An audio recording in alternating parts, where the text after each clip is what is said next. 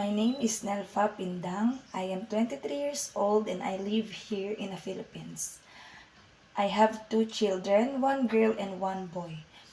I am a high school graduate here in the Philippines and I graduated also in ALS.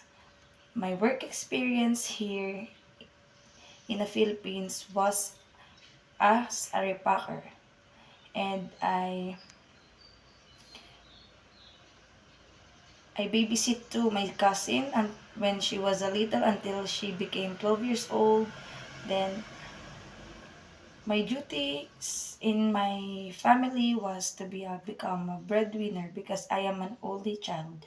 My mother was dead last year, so it became a burden for us. I like children. I'm a mom too, so I like to play with them.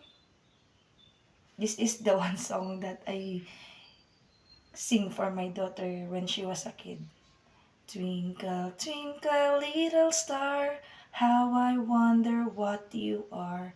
Up above the world so high, like a diamond in the sky. That's all. Thank you. I wish that you were send me a compliment about this video.